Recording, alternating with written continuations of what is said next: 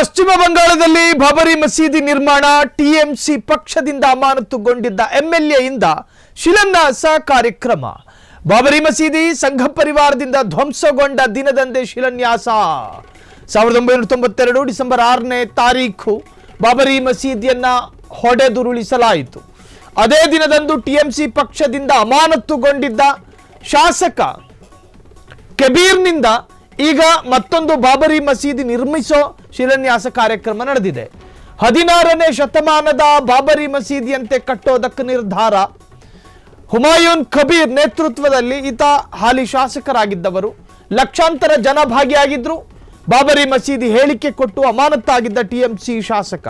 TMC ಪಕ್ಷ ಅವರನ್ನ ಅಮಾನತು ಮಾಡಿತ್ತು. ಜನ ಸೇರಿದ್ದ ಜಾಗದಲ್ಲಿ ಭಾರಿ ಭದ್ರತೆ ಒದಗಿಸಲಾಗಿತ್ತು.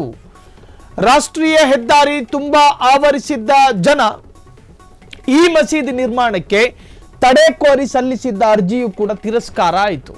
ಈ ಮಸೀದಿ ನಿರ್ಮಾಣ ಆಗಕೂಡದು ಅಂತ ಹೇಳಿ ಕೋರ್ಟಿಗೆ ಒಂದು ಅರ್ಜಿ ಸಲ್ಲಿಕೆ ಆಗಿತ್ತು. ಆ ಅರ್ಜಿ ತಿರಸ್ಕಾರ ಮಾಡಿತು ಗೌರವಾನ್ವಿತ ಪೀಠ. ಮತ್ತೊಂದು ಬಾಬರಿ ಮಸೀದಿ ಕಟ್ಟುವುದನ್ನು ತಡೆಯೋದಕ್ಕೆ ಆಗುವುದಿಲ್ಲ ಅಂತ ಹೇಳ್ತು ಕೋರ್ಟ್. ರಾಜ್ಯ ಸರ್ಕಾರದ ಕರ್ತವ್ಯ ಅದರ ಶಿಲಾನ್ಯಾಸ ಕಾರ್ಯಕ್ರಮಕ್ಕೆ ಭದ್ರತೆ ಕೊಡೋದು ಅಂತ ಹೇಳಿ ಕೋರ್ಟ್ ಹೇಳಿತು.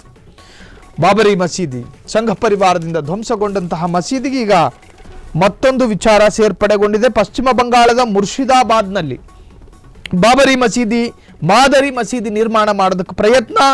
15.5 ಎಕರೆಯಲ್ಲಿ ನಿರ್ಮಾಣವಾಗಲಿರುವ ಸಂಕೀರ್ಣಕ್ಕೆ 300 ಕೋಟಿ ರೂಪಾಯಿ ಖರ್ಚು. ಈ ಸಂಕೀರ್ಣದಲ್ಲಿ ಆಸ್ಪತ್ರೆ, ವೈದ್ಯಕೀಯ ಕಾಲೇಜು, ವಿವಿ, ಹೆಲಿಪ್ಯಾಡ್, ಹೋಟೆಲ್ ಕೂಡ ಇರಲಿದೆ. ವೈದ್ಯರೊಬ್ಬರಿಂದ 1 ಕೋಟಿ ರು ದೇಣಿಗೆ, ಮತ್ತೊಬ್ಬರಿಂದ 80 ಕೋಟಿ ರು ದೇಣಿಗೆ ಬಂದಿದೆ.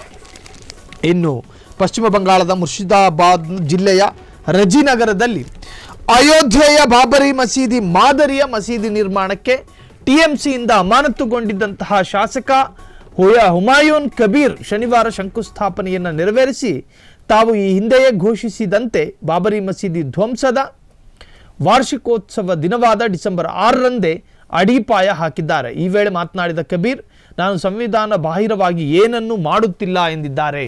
ನಮ್ಮ ಕಾನೂನಿನಲ್ಲಿ ಅವಕಾಶ ಇದೆ. ಒಂದು ಮಸೀದಿಯನ್ನು ಧ್ವಂಸ ಮಾಡಲಾಯಿತು, ಅದು ಕೋರ್ಟಿಗೆ ಹೋಗಿ ಅದಾದ ನಂತರ ಕೋರ್ಟ್ನಿಂದ ತೀರ್ಪು ಬಂತು.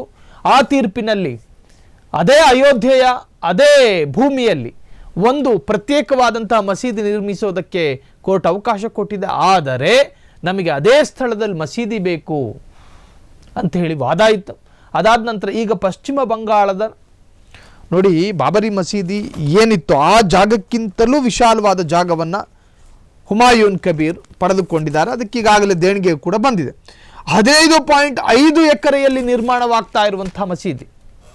ಸೊ ಈ ಮಸೀದಿ ನಿರ್ಮಿಸೋದಕ್ಕೆ ಹಲವು ರೀತಿಯ ದೇಣಿಗೆಗಳು ಕೂಡ ಬರ್ತಾ ಇದೆ ಅಂತ ಹೇಳಲಾಗ್ತಾ ಇದೆ. ಒಟ್ಟಾರೆ ಈ ಶಾಸಕನ ಈ ನಿರ್ಧಾರ ಭಾರತದಾದ್ಯಂತ ವಿವಾದಕ್ಕೂ ಕೂಡ ಕಾರಣವಾಗಿದೆ.